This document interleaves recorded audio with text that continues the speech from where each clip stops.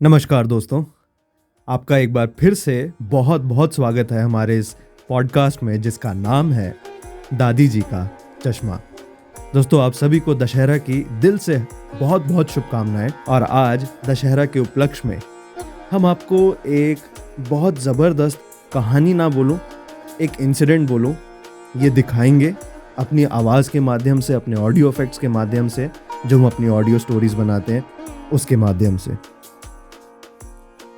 आप यदि समाज में पिछले कुछ 10-15 सालों में देखें तो एक नया नैरेटिव चला है कि रावण एक उतना बुरा इंसान नहीं था, फिर भी उसे इतना जलाया गया और कंपेयर किया जाता है आज के रेपिस्ट से, आज के क्रिमिनल से।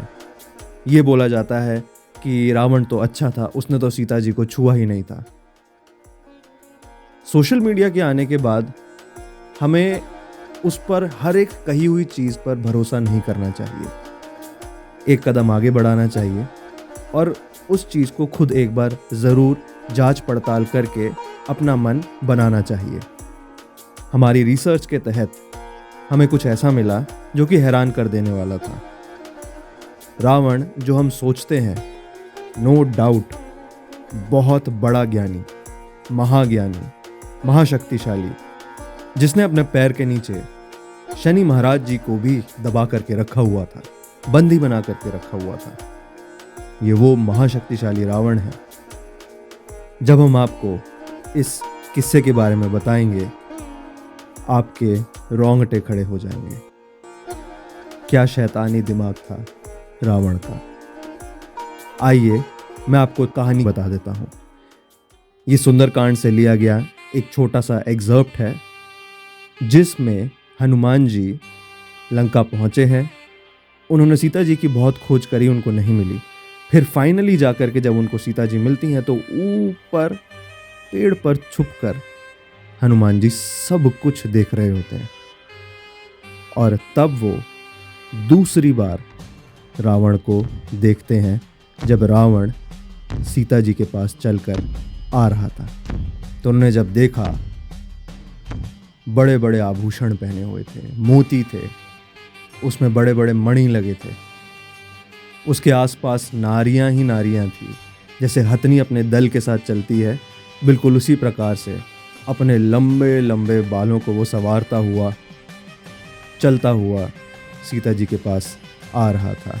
तो जब रावण आ रहा था, इतना महान, इतना विभत्स, इतना बड़ा था वो, धरती भी कांप उठती थी, बादल भी डर जाते थे, लोग आसपास वाले कांपने लगते थे। ऐसा था रावण। सुंदरकांड के हिसाब से रावण इस बार अलग मूड में आता है। वो सोचता है क्या पता मैं प्यार से बात करूं तो सीता जी मान जाएं। तो वो मैन्युपुलेटिव होकर के बहुत ही प्यार से, क्योंकि वो बहुत प्रेम में डूब चुका था, सीता जी को मनाने आता है। आइए इस शैतान का, इस राक्षस का प्रेम भी देख लेते हैं। सीता, ओ सीता, अच्छा हमारी तरफ देखना नहीं तो हमसे बात तो कर लो, एक बार हमारी बात तो सुन लो। हमसे रुष्ट हो क्या? अरे हम उतने बुरे नहीं है जितना तुम समझ रही हो। हम बहुत अच्छे हैं दिल के, हमसे घबराओ मत। नहीं सीता नहीं, हम तो तुम्हें सुख देना चाहते हैं। तुम्हारे जितने दुख हैं ना, वो अब सब हमारे हो चुके हैं। हम ये मान करके बैठे हुए हैं। मुझसे बिल्कुल भी भय मत करो। इतनी सुंदर हो तुम, क्यों भय कर रही हो? एक बार हमारी तरफ देख तो लो। सीता सुनो ना, सीधा सच बताएं, हम तुम्हारे प्रेमी हैं। तुम एक प्रेमी की तरह हमसे प्यार करो। यहाँ और ये तुम्हें भू पर जो तुम लेटी हुई हो, बैठी हुई हो, तुम्हें शोभा नहीं देता। तुम रानी हो, रानी, रावण की रानी। और तुम्हें मैं बता रहा हूं, कल से तुम ये कोई उपवास नहीं रखोगी। अपने देह को देखो, सूखी कांटा बन चुकी हो, हड्डियां तुम्हारी दिखने लग गई हैं। मेरी प्रेमी बन जाओ, मैं तुम्हें फूलों की तरह रखूंगा सीता। अश्व हस्तियों की तुम्हें सवारी कराऊंगा। जितने भी राग रंग है इस पूरी दुनिया में, सब तुम्हें सुनाऊंगा। और सीता एक बात जरूर समझ लीजिए, समय दोबारा नहीं आता लौटकर। ये मैं तुम्हें आज कह रहा हूं, इसमें कोई देरी मत करो। एक बार मेरी बात तो समझो। जितना भी तुम्हारा यौवन है ये फिर बीत जाएगा, ये समय वापस नहीं आएगा। ये सुख के समय को तुम मत खो, ये दिन लौट कर नहीं आएंगे सीता, बात समझो। तुम रावण की रानी हो, तुम पूरी मनमानी कर सकती हो। अरे बड़े बड़े हार पहनो, श्रृंगार करो, इतना बड़ा महल है हमारा, जो खाना है खाओ, हंसो खेलो कूदो।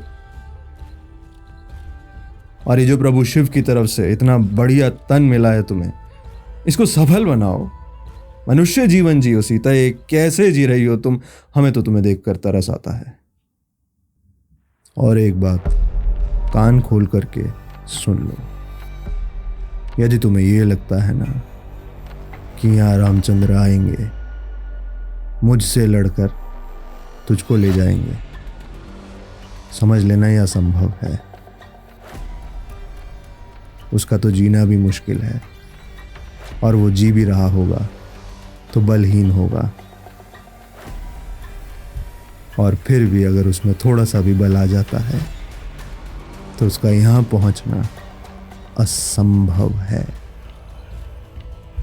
और इसीलिए तो मैं कह रहा हूं, अपने जीवन को पूरा का पूरा अच्छे से खुशहाल बनाओ। मालिनी, मेरे जितने नौकर चाकर है सब सीता के आगे पीछे लगा दो, जितनी दासियां हैं सब इसके नाम कर दो, जितनी मेरी रानी है सब कुछ इनके कर दो। सीता तुम्हारी आगे हमेशा चलेगी, तुम्हारी वाणी कभी नहीं टलने दूंगा मैं। जितने भी जन हैं सब तुझको मानेंगे, क्योंकि तू मेरी प्रिय है।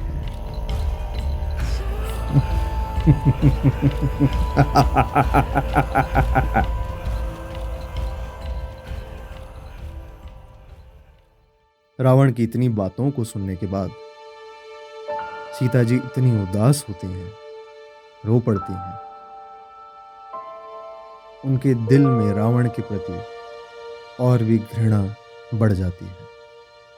वो कितनी बातें कहती हैं, उनमें से कुछ बातें ये थी कि तुम मुझको चोरी करके लेकर के आए हो, इतने बहादुर बनते हो तो मेरे पति के सामने लड़ करके क्यों ना ला सके, मुझको चोरी छुपे क्यों ले आए।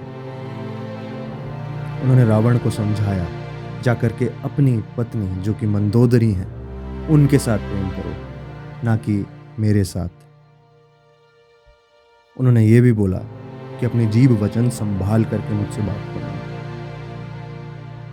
उन्होंने उसके डिल्यूजन के बारे में भी बताया कि जो दूसरों की पत्नियों को उठा करके अपनी पत्नी समझने लगता है, कितना बड़ा डिल्यूजनल व्यक्ति है। ये भी बोला कि डेफिनेटली पूरी की पूरी लंका में एक भी समझदार व्यक्ति, एक भी संत नहीं है जिसने उसको ये समझाया होता कि जो उसने किया है उससे उसी का विनाश हो करके रहेगा। नहीं तो वो ये काम कभी भी ना करता, उसको कभी अच्छी गाइडेंस मिली ही नहीं। उन्होंने ये तक बोला जो सब कुछ रावण ने उन्हें ऑफर किया था वो सब सीता जी के लिए किसी भी जहर, किसी भी विष के समान है। वो एक ही रामचंद्र जी की पत्नी है। वो भूल से भी ये काम और ये जो भी रावण उनको कन्विंस कर रहा था उसे एक्सेप्ट नहीं करेंगी, सपने में भी नहीं। चाहे वो रावण उनको मार काट दे, चाहे कुछ भी कर ले।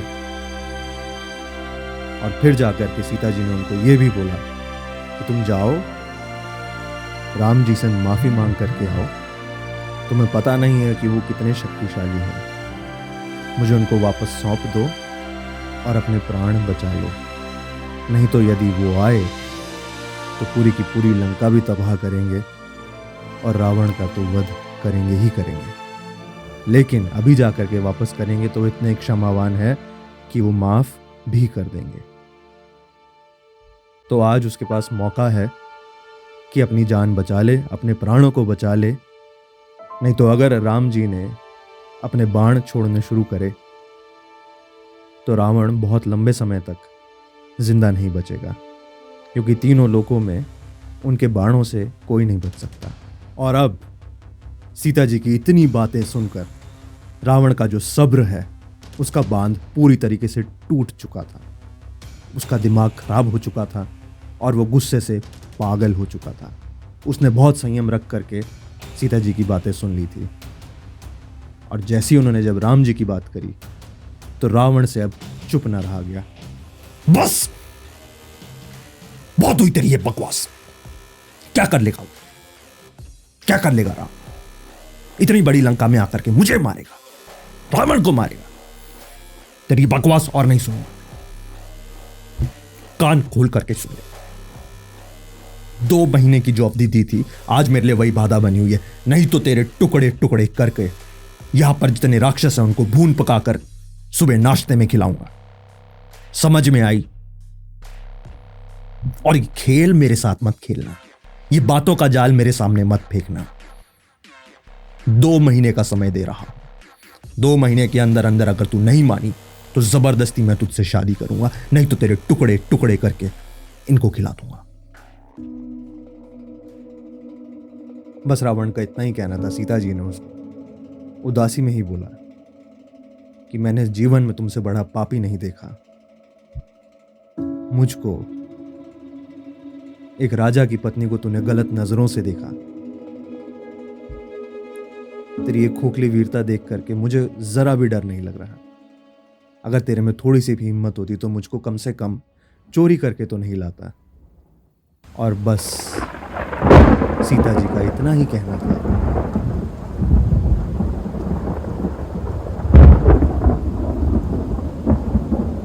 रावण गुस्से से आग बबूला हो गया। सब कुछ ऊपर बैठ करके हनुमान जी देख और सुन रहे थे। वो नीचे यहाँ वहाँ चलने लगा। उसका दिमाग काम करना बंद कर गया। उसने सोचा था वो सीता जी को अपने बड़े बड़े ऑफर्स के साथ मना लेगा, लेकिन उसको ये एक्सपेक्टेड नहीं था, क्योंकि ऐसा कोई नहीं था जो रावण के सामने टिक सके, जो उसको मना कर सके। वो इतना शक्तिशाली था कि बड़े बड़े देवता उससे डरते थे। तो फाइनली जब वो कुछ ना कर सका, मारने की धमकी के बाद भी, तब उसने जो उसके आसपास जितनी नारियां थी, जितनी राक्षसियां थी, उनको बोला, किसी भी हालत में ये माननी चाहिए। तुम डांटो, तुम मारो, इसकी चमड़ी खींच करके उतारो, मुझे नहीं पता।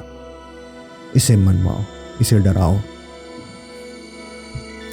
एक एक को समझ में आया ना? रावण का बस यही कहना था कि उस समय वहां पर पूरे क्राउड में एक मालिनी नाम की स्त्री थी। वो आई और उसे बहलाती फुसलाती आगे ले गई। लेकिन यह इंसिडेंट पूरे के पूरे सुंदरकांड में एकलौता रावण की पूरी मानसिकता को बताता है।